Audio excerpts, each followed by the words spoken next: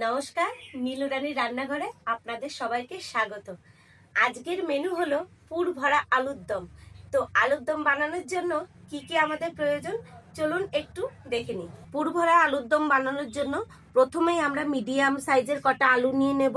আর পুর করার জন্য এখানে নিয়েছি পনির, একটা হলো ভাঙা বাদাম, পোস্ত, কাঁচা লঙ্কা, এখানে গোটা বাদাম বেটে নেব, জিরে গুঁড়ো, আলুর দম মশলা আর কটা কাঁচা লঙ্কা ফাটিয়ে রেখেছি, আদা বেটে নেব, ধনিয়া পাতা আর টক দই। এবার আলুগুলোকে ছুলে জলে ভিজিয়ে রাখবো। আমার সব আলু ছোলা হয়ে গেছে, এবার একটুখানি জলে ভিজিয়ে রাখবো। আর এই খোসাগুলো কিন্তু আমি ফেলবো না, এই খোসা দিয়ে কিন্তু আমি আরেকটি রেসিপি করব, তোমরা কিন্তু এর পরের ভিডিওতে সেই রেসিপিটা পেয়ে যাবে।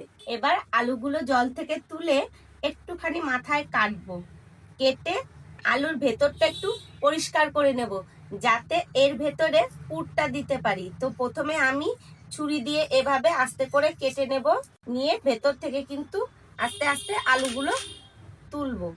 এটা দিয়ে চেষ্টা করব, যদি না হয় আমি চামচ দিয়ে করব। এভাবেই কিন্তু সব আলুগুলো ভেতরটা পরিষ্কার করতে হবে। সব আলুগুলো এইভাবে আমি পরিষ্কার করে নিয়েছি। চলো এইবার মশলাগুলো বেটে ফেলি। প্রথমে আমি আদাটুকু বেটে নেব। আমার আদা বাটা হয়ে গেছে, এবার তুলে নেব। এবার লঙ্কা কটা বেটে নেব। লঙ্কা বাটা হয়ে গেছে, এবার আমি তুলে নেব। তো এক থালার মধ্যেই আমি তুলে নিচ্ছি। এবার পোস্ত কাটা বেটে নেব। পোস্ত বাটা হয়ে গেছে, এটাও এখন আমি তুলে নেব। এবার বাদামগুলো বেটে নেব। মিক্সচারের থেকে পাটা পোতায় বাটলে সেটাই কিন্তু মশলার স্বাদ বেশি ভালো হয়। পাটা পোতাতেই বাটতে বেশি ভালোবাসি, সময় বিশেষ মিক্সচারেও দিই। তো আমার বাদাম বাটা হয়ে গেছে, এবার আমি তুলে নেব। আমার সবকিছু রেডি করা হয়ে গেছে, চলো এবার রান্নাটা শুরু করি। প্রথমেই গ্যাসটা ধরিয়ে দিয়ে কড়াইটা গরম করে নিই। তারপরে এই আলুগুলোকে একটু লবণ আর হলুদ দিয়ে মেখে রাখি। একটুখানি লবণ দেব আর একটু হলুদ দেব, আলুগুলোকে একটু মেখে রাখবো। কড়াই গরম হয়ে গেছে, এবার কড়াইতে একটু বেশি করে তেল দেব। তেলটা গরম হয়ে গেছে, এবার আলুগুলোকে একটু লাল লাল করে ভেজে নেব। এক এক করে আলুগুলো ছেড়ে দেব কড়াইতে।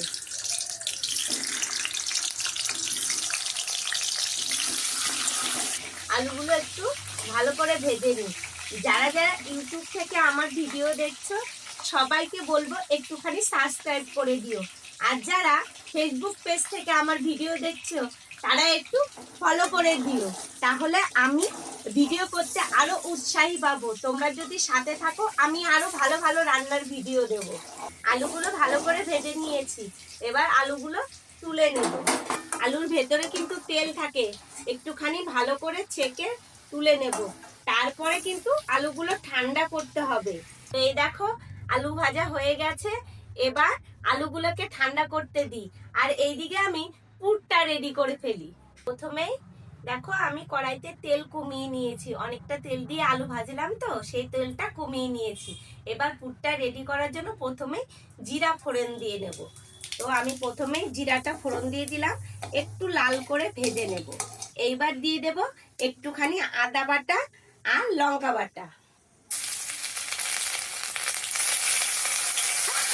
ভালো করে ভেজে নেব, কিন্তু গ্যাসের আঁচটা কমিয়ে দিয়েছি।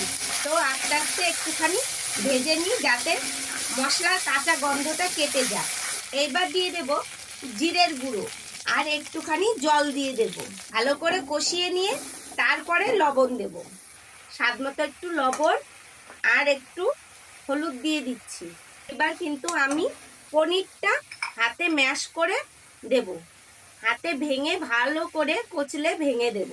এবার এই পনিরটা ভালো করে এই মশলার সঙ্গে মেশাবো।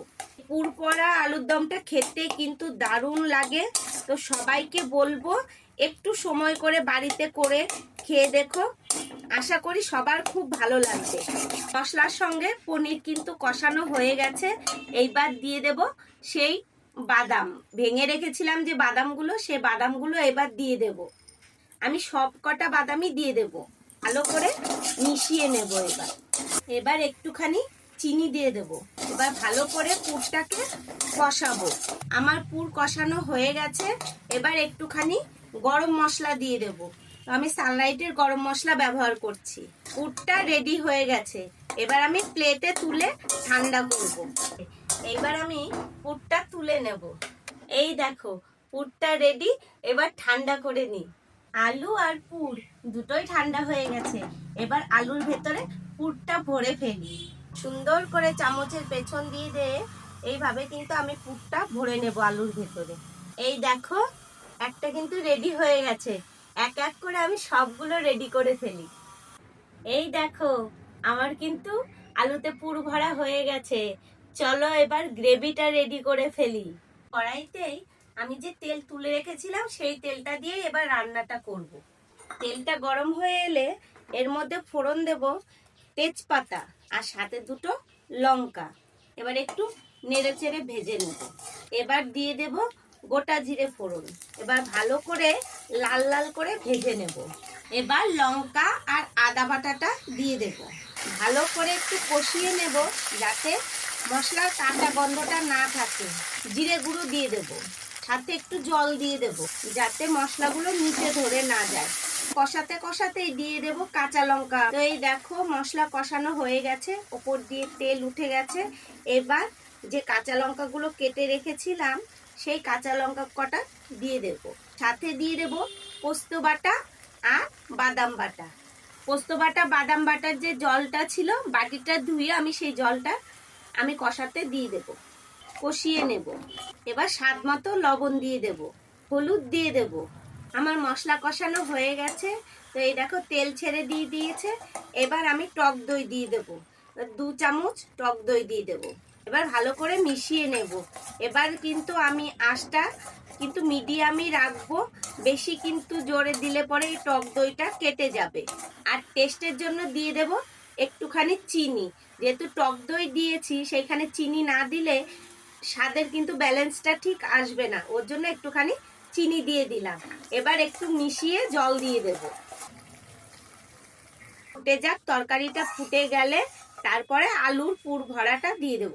তো এখানে ঝোলটা কিন্তু ফুটে উঠেছে। এবার আমি এই আলুগুলো এক এক করে দিয়ে দেব। আলুগুলো তো একটু সিদ্ধ হতে টাইম লাগবে। আলুগুলো দিয়ে দিলাম আর সাথে একটুখানি কিন্তু এই যে আলুর দম মশলা দিয়ে দেব। যেহেতু এটা পুর ভরা আলুর দম, তো একটু আলুর দম মশলা না দিলে সেই সেন্টটা আসবে না, টেস্টটাও তেমন লাগবে না। তাই একটুখানি আলুর দম মশলা দিয়ে দিলাম। এবার ভালো করে মিশিয়ে নেব। আলুগুলো দিয়ে আর মশলাটা দিয়ে মিশিয়ে নিলাম। এবার আঁচ কমিয়ে ঢাকা দিয়ে রাখবো আলুটা যে পর্যন্ত সেদ্ধ না হয়। তো আমি এখানে আঁচ কমিয়ে ঢাকা দিয়ে দিলাম। এবার আস্তে আস্তে হোক, তারপরে দেখবো আলুটা সেদ্ধ হয়েছে কিনা। এইবার দেখে নেব তরকারিটা হলো কিনা। দেখো আলু কিন্তু সেদ্ধ হয়ে গেছে, তার মানে আলুর দম প্রায় রেডি। এবার একটুখানি গরম মশলা দিয়ে দেব, ভালো করে একটু মিশিয়ে নেব। পুর ভরা আলুর দম রেডি। এইবার তুলে নিই। এবার এক এক করে আলুগুলো বেড়ে ফেলি। এই দেখো পুর ভরা আলুর দম রেডি। আমি কিন্তু সাজানোর জন্য ওপর দিয়ে একটুখানি ধনিয়া পাতা দিয়ে দিয়েছি।